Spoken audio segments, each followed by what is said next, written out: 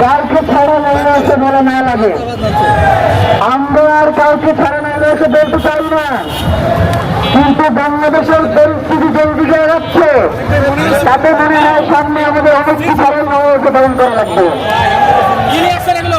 হয়তো সংবিধান সরকার পালন করা লাগবে, অথবা সংবিধান নিয়ম পালন করা লাগবে, একটা লাগবে। আমরা ইলিশ কিনতে পারি না, কিনছিলাম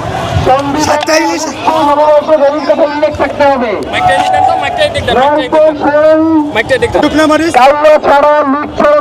কথা বলি, নতুন করে আমরা কাউকে ছাড়া নববর্ষের কথা বলতে চাই না। নতুন করে আমরা চাই না বাংলাদেশের সবাইকে নিয়ে আমি পতাকার সাথে মুসলমান, হিন্দু, বৌদ্ধ, খ্রিস্টান সহ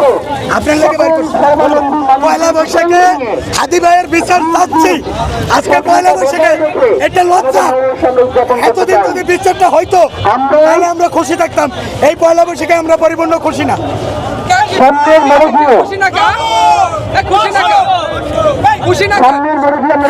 বিচার চাওয়া লাগতেছে, চাঁদাবাজি হইতেছে, বিভিন্ন কারণে আমরা পরিপূর্ণ খুশি না। 60 টাকা 70 টাকা হোক, আলুর কেজি 50-60 টাকা হোক, এইভাবে কৃষকের কৃষি কার্ডে দেওয়া যত গুরুত্বপূর্ণ তার চেয়ে 100 গুণ বেশি গুরুত্বপূর্ণ হলো কৃষকের পণ্যের ন্যায্য মূল্য দেওয়া এবং ইলিশকে সহজলভ্য করা এবং কৃষকের জেলের প্রত্যেকটা হকারের তাদের হকারি করতে দেওয়া, ব্যাটারি চালিত রিক্সা তাদেরকে তাদের রিজিকের ব্যবস্থা করা। সুতরাং এই হোক আমাদের স্বপ্ন।